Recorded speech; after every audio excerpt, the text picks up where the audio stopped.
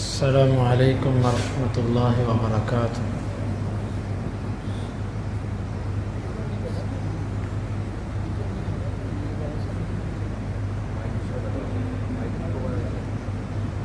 الحمد للہ والصلاة والسلام علی رسول اللہ، اما بعد، اسباب الارث یعنی کون کون سے ایسے سبب ہیں جن کی وجہ سے انسان وارث بنتا ہے۔ 3 اسباب ایسے ہیں کہ جن کی وجہ سے انسان وارث بنتا ہے۔ سب سے پہلا سبب وہ نسب ہے۔ نسب سے مراد خونی رشتہ۔ خونی رشتے کی 3 قسمیں ہوتی ہیں جن کو علم میراث کی اصطلاح میں اصول، فروع اور حواشی کہا جاتا ہے۔ اصول سے مراد ہے باپ، دادا، پردادا، ماں، نانی یعنی کہ دادی، یہ اوپر تک یعنی کہ یہ جو والدین کے جو رشتے ہوتے ہیں، کسی بھی انسان کے والدین، اس کے دادا، اس کے پردادا، یہ جو رشتے ہوتے ہیں آباء و اجداد کے، یہ وارث ہوتے ہیں۔ ان کو اصول کہتے ہیں، اصل سے اصول۔ دوسرا ہے فروع۔ فروع فرع کو کہتے ہیں یعنی کہ قسم اور شاخ۔ انسان کی جو اولاد ہوتی ہے، بیٹے بیٹیاں، پھر آگے پوتے، اور پھر آگے جو نسل چلتی ہے نیچے تک، بیٹوں کی اولاد، اس کو فروع کہتے ہیں۔ یہ بھی وارث ہوتی ہے کیونکہ یہ بھی خونی رشتہ ہے۔ آباء و اجداد بھی خونی ہے، نیچے جو اولاد اور ان کی اولاد وہ بھی خونی رشتہ ہے۔ اور تیسری قسم جس کو حواشی کہا جاتا ہے، حواشی سے مراد ہے انسان کے تائے، چچے اور پھوپھیاں۔ تائے، چچے اور پھوپھیاں، صرف پھوپھیاں، یہ بھی وارث ہوتی ہیں۔ اور یعنی کہ مرنے والے کے بہن بھائی، مرنے والے کے بہن بھائی یہ بھی وارث ہوتے ہیں۔ اور بعض صورتوں کے اندر جو ہے وہ اس کے جو دیگر رشتہ دار ہیں وہ بھی اس میں آ جاتے ہیں۔ پھر آگے ان کی اولاد بھی وارث بن جاتی ہے۔ اس کی تفصیل ہے، ہر صورت کی کچھ تفصیل ہے جو میں نے اجمالاً بیان کیا۔ خلاصتاً سمجھیں، خون کی وجہ سے 3 قسم کے رشتے جڑتے ہیں۔ آباء و اجداد کا رشتہ، یہ وارث ہوتے ہیں۔ آگے اولاد، یہ وارث بنتی ہے۔ اور بہن بھائی یہ وارث بنتے ہیں۔ یہ 3 خونی رشتے ہیں جو نسب کی وجہ سے وارث بنتے ہیں۔ ان میں سے ہر ایک کی تفصیل اپنے مقام پہ آئے گی۔ دوسرا وراثت کا سبب ہے نکاح۔ ایک اجنبی مرد، ایک اجنبی عورت، اگر ان کا آپس میں نکاح ہو جائے تو نکاح کی وجہ سے وہ ایک دوسرے کے وارث بن جاتے ہیں۔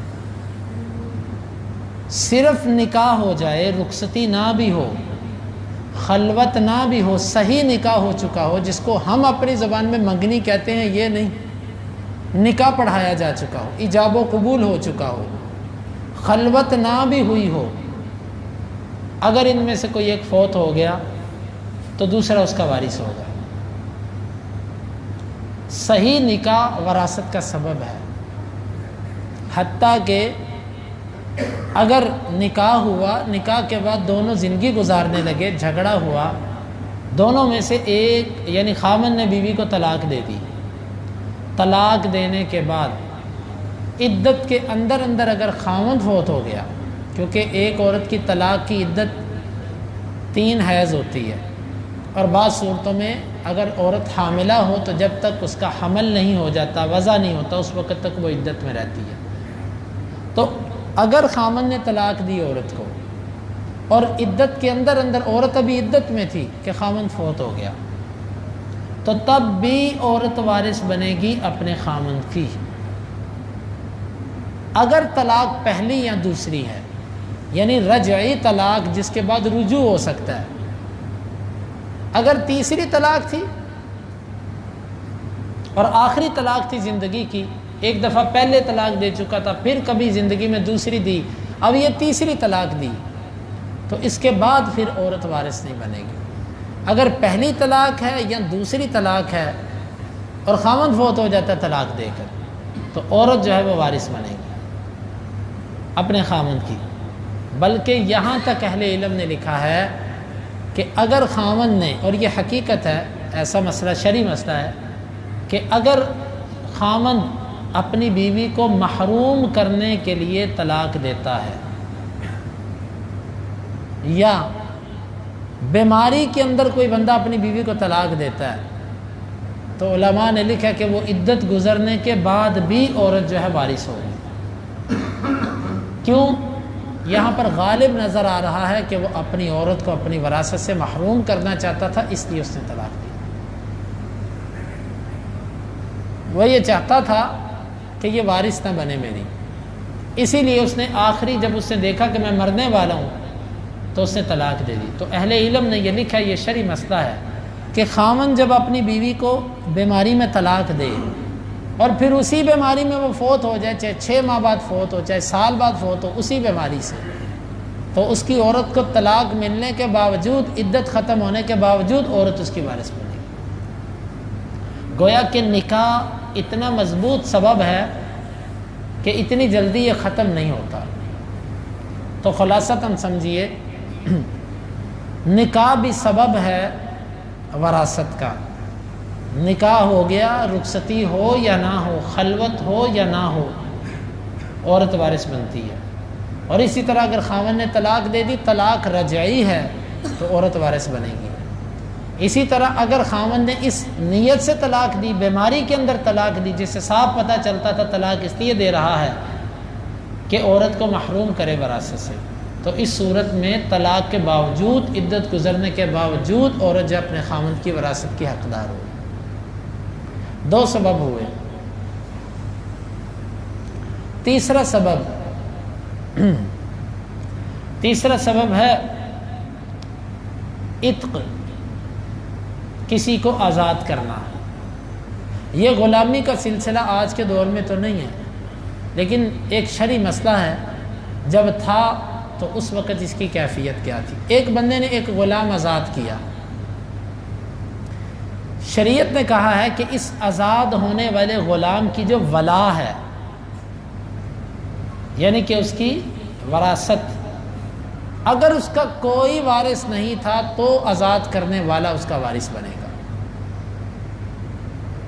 ایک غلام تھا، اس کو کسی نے آزاد کیا، اس کے بعد اس نے شادی کی، اس کے بیوی بچے ہوئے، پھر غلام فوت ہو گیا۔ اس غلام کے وارث اس کے بیوی بچے ہیں، یا اس کے بہن بھائی ہیں، یا اس کے ماں باپ ہیں۔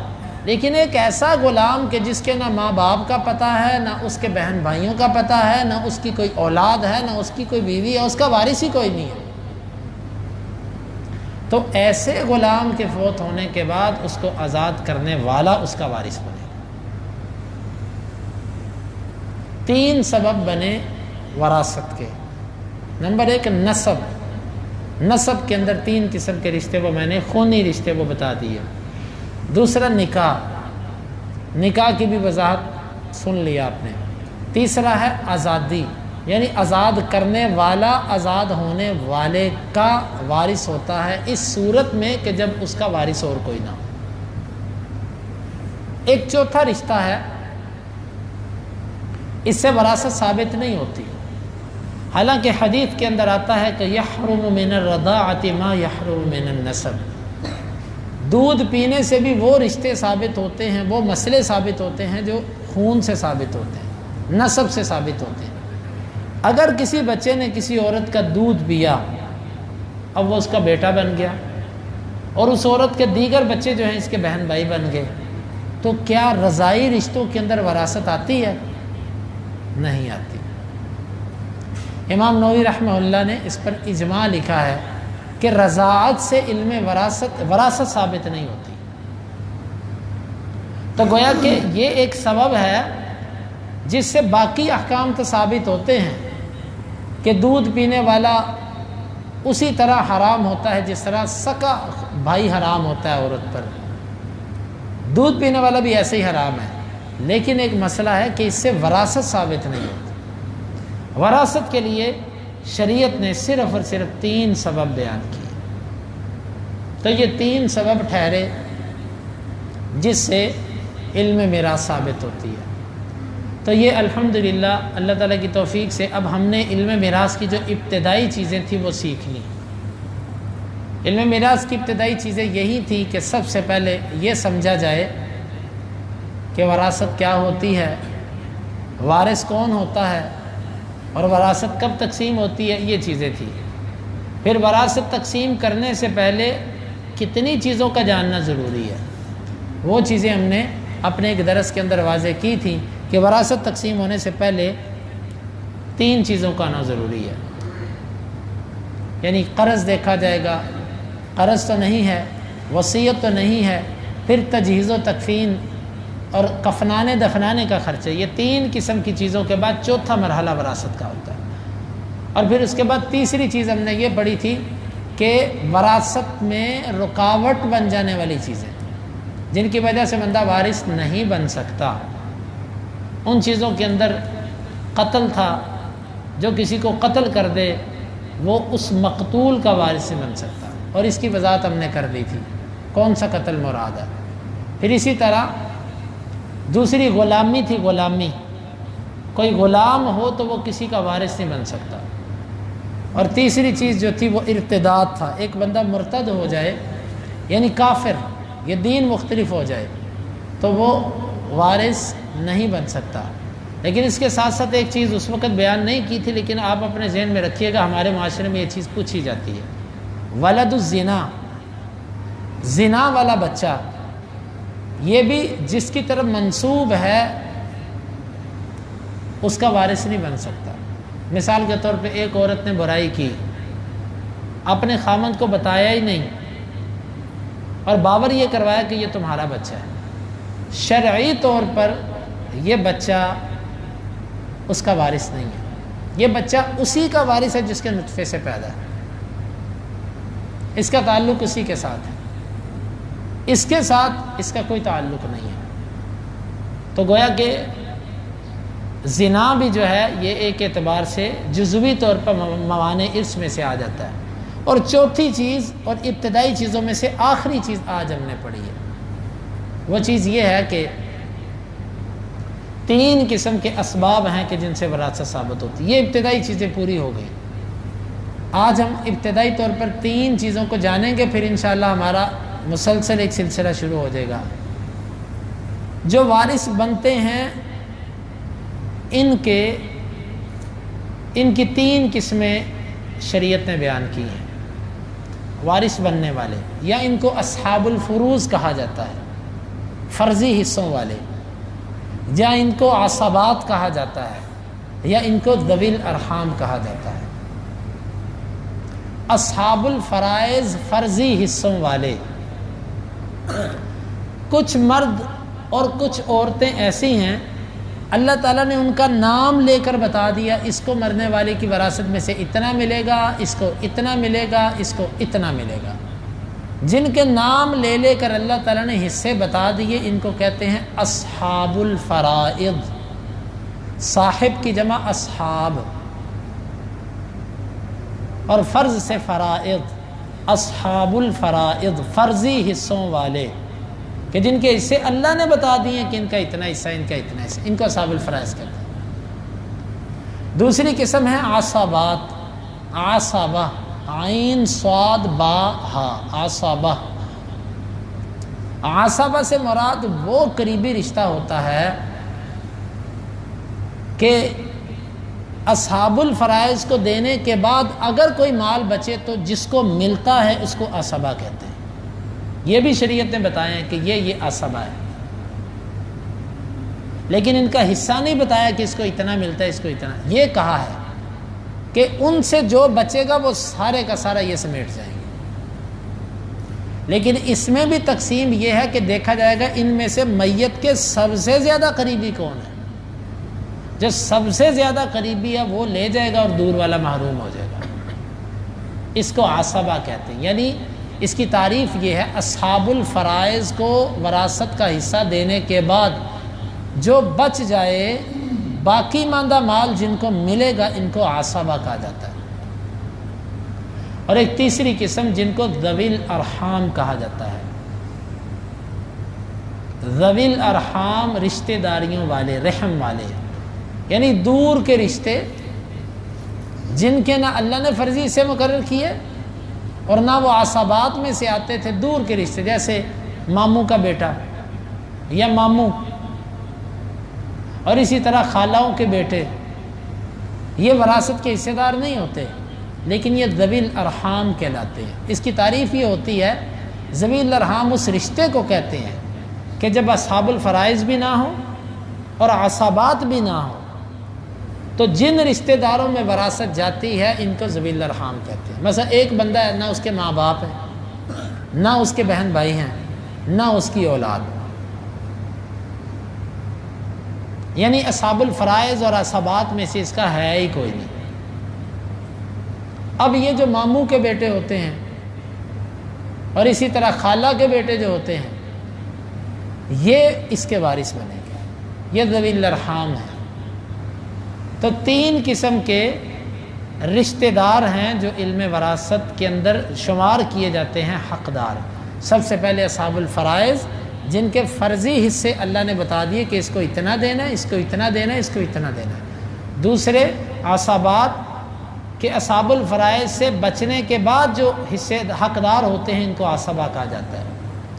یہ شریعت نے بتایا کہ یہ عصبہ ہو سکتا ہے لیکن ان کی مقدار نہیں بتائی، اس کو اتنا ملے گا، اس کو اتنا ملے گا، اس کو اتنا ملے گا. اور تیسری قسم ہوتی ہے ذوی الارحام.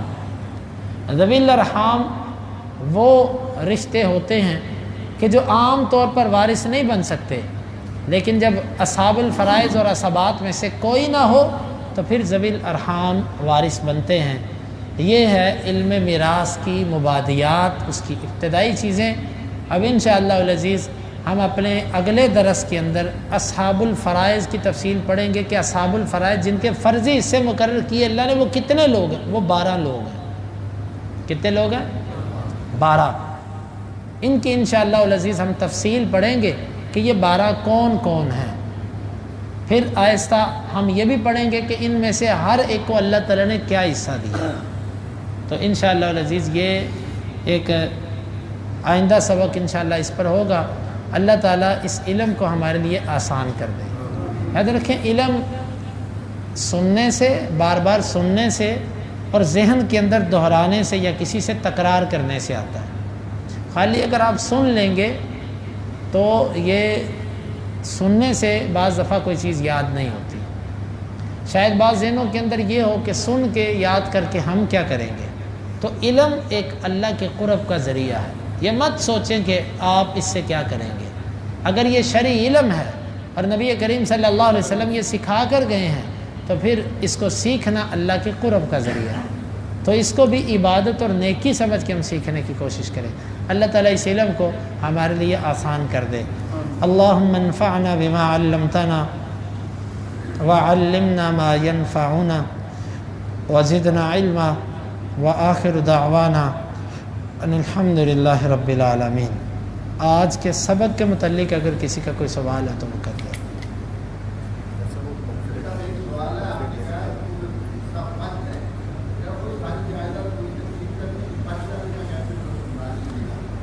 بچنے کا مطلب یہ ہوتا ہے کہ بعض دفعہ ایسے ہوتا ہے کہ ہے ہی کوئی نہیں وارث، یا مثال کے طور پہ باپ تھا یا باپ کو رہنے دے، ماں تھی، ماں بھی اصحاب الفرائض میں سے ہوتی ہے.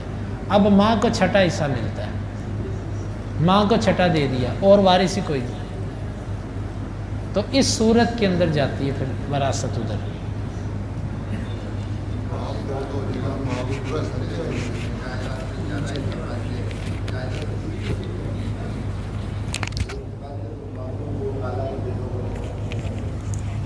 وہ اسی صورت میں نا کہ ماموں اور خالہ کے بیٹوں کو اس وقت جائے گا کہ جس وقت اصحاب الفرائض جن کے اللہ نے فرضی سے مقرر کیے ان میں سے کوئی بھی نہیں ہے، یا کوئی ایک ایسا ہے کہ جو سارا مال لے ہی نہیں سکتا، اللہ نے اس کے لیے سارا مال رکھا ہی نہیں، اس صورت میں جائے گا۔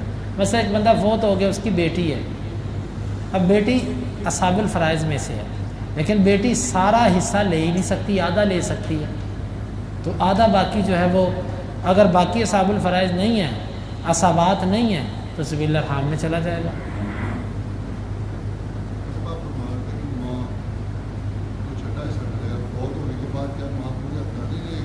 ماں پورے کی حقدار نہیں ہوتی، ماں کو چھٹا حصہ ملتا ہے۔ ماں کے نام کو چیز لگی ہو۔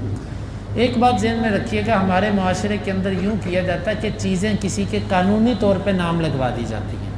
قانونی طور پہ نام لگوانے سے کوئی وارث اور مالک نہیں بنتا جب تک وہ شرعی طور پر اس کو یہ نہ کہے کہ میں نے تجھے دی۔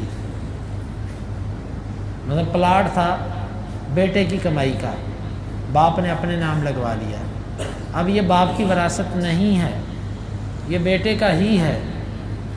قانونی طور پر کوئی چیز اگر نام لگ جائے تو اس کا یہ مطلب نہیں کہ وہ اس کا وارث بن گیا، اس کا مالک بن گیا۔ شرعی طور پر وارث اس کا وہی ہے جس کی وہ چیز ہے، قانونی طور پر جس کے مرضی ہم نام لگوا دیں۔ لوگ کہتے ہیں جی فلانے کے نام ہے، نام سے وراثت نہیں بنتی، نہ جائیداد بنتی۔ آپ بیوی کے نام لگائیں، بچے کے نام لگائیں، اگر تو آپ نے صرف نام لگایا تو وہ وارث نہیں ہے، لیکن اگر آپ نے ان کو ہبہ کر دیا کہ یہ تمہاری ہو گئی، پھر وہ وارث ہے۔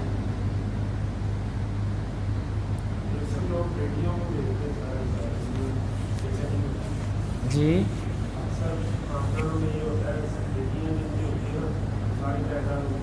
یہ بات بھی ان کی ایسے اکثر ہوتا ہے کہ جن کی ایک بیٹی ہو، دو ہو، وہ اپنی زندگی میں ساری وراثت اپنی بیٹیوں کے نام لگوا دیتے ہیں۔ ظلم ہے یہ، اللہ تعالیٰ کے قانون کی مخالفت ہے، کھلم کھلا جائز نہیں ہے۔ لوگ تو اپنی بیٹیاں تو کیا، وہ کسی کی بیٹی لے کر اس کے نام سب کچھ لگوا دیتے ہیں، لے پالک بچے ان کے نام سب کچھ لگوا جاتے ہیں۔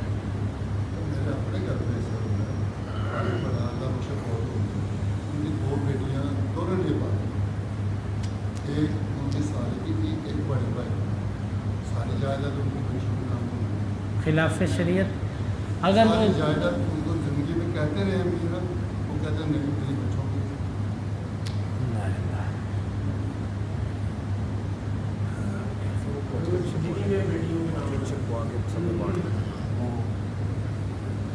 انشاءاللہ بنوا کے نا میں ہی کروں گا زندگی پہ لگا سکتے ہیں وہی بات ہو گئی نا، زندگی میں لگوا دیں یا مرنے کے بعد ان کے نام وصیت ان کو سارا کر دیں، بات تو ایک ہی ہوگی، کروا ہی نہیں سکتے بیٹیوں کے نام سارا رد نہیں، ہبہ بھی نہیں کر سکتے۔ دیکھیں آپ یہ سمجھیں شریعت نے سارا مال وصیت کرنے سے کیوں روکا ہے؟ کیوں روکا ہے؟ اس لیے روکا کہ تم اپنے باقی وارثوں کو محروم نہ کرو، ایسے ہی ہے نا۔ سارے جائیداد کوئی وصیت نہیں کر سکتا، کیوں نہیں کر سکتا؟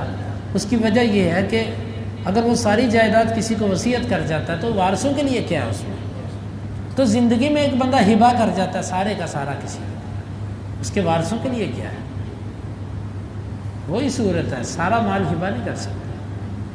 جیسے 1/3 آپ کہتے ہیں 1/3 بچی کو دے دیں، کیا لے پالک بچی کو 1/3 1/3 دے سکتے ہیں آپ، لے پالک بچے ایک بچی کو پھر 1/3 دیں؟ نہیں نہیں نہیں نہیں نہیں، ٹوٹل جس کو بھی دینا ہے 1/3 تیسرے حصے سے ہی آپ نے دینا ہے، جتنا بھی دینا ہے۔ تیسرا حصہ سارے کا سارا ایک کو دے دیں، پھر آپ کسی اور کو ایک پائی بھی نہیں دے سکتے، یا تیسرا حصہ پکڑ کے تھوڑا سا اس کو دے دیا، تھوڑا سا اس کو، تھوڑا سا اس کو، تیسرا ایسے تقسیم کر دیں، آپ کی مرضی ہے۔ لیکن آپ اپنے جائیداد میں سے 1/3 سے زیادہ نکال ہی نہیں سکتے وصیت اور ہبہ کے لیے۔ کعب بن مالک رضی اللہ عنہ کی جب توبہ قبول ہوئی نا، صحیح بخاری کی حدیث ہے، تو اس وقت انہوں نے کہا تھا کہ ان من توبتی ان انخلع من مالی کلی، میری توبہ میں سے اب یہ لازم ہے کہ میں اپنے سارے کے سارے مال سے علیحدہ ہو جاؤں، سارے کا سارا مال اللہ کے رستے میں دے دوں۔ یہ دلیل ہے ہبہ کے ممنوع ہونے کی۔ نبی کریم صلی اللہ علیہ وسلم نے فرمایا تھا کہ نہیں، ایسے نہیں کرو، اس کو روک لو، کچھ اللہ کے رستے میں دو اور باقی روک لو۔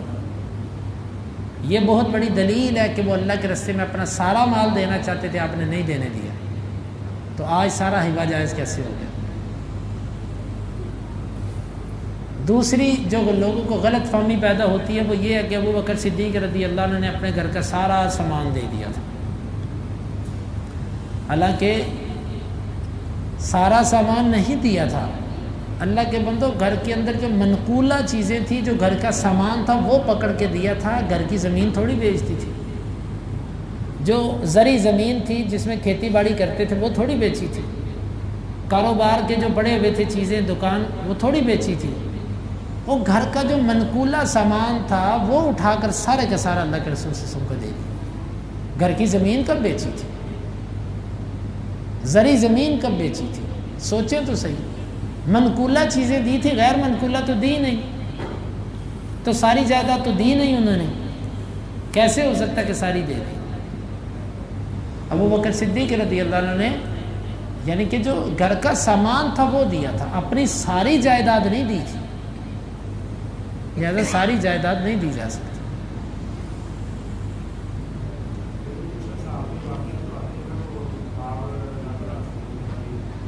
وہی وہ پتہ کیا تھا، وہ سارا مال نہیں تھا، مال غنیمت میں سے کوئی چیز ملی، وہ کہتے ہیں میں اس کو اللہ کے راستے میں رکھنا چاہتا ہوں، ٹھیک ہے ایک الگ چیز ہے، لیکن اپنے گھر اپنی یہ ساری چیزیں یہ کب دی تھی؟ یہ تو کسی صحابی کے بارے میں نہیں آتا۔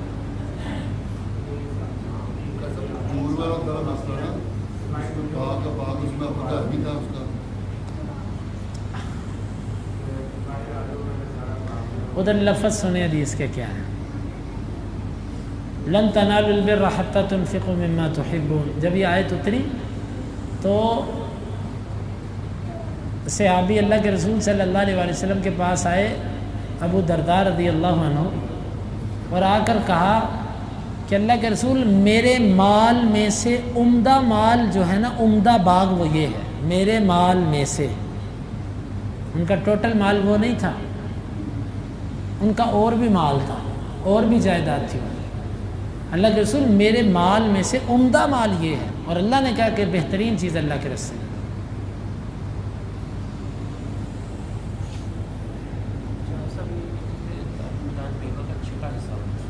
بیوہ کا چھٹا نہیں ہوتا، بیوہ کا 8واں حصہ ہوتا، اگر اولاد ہو، اولاد نہیں تو پھر چوتھا حصہ، اولاد ہو تو 8 حصہ۔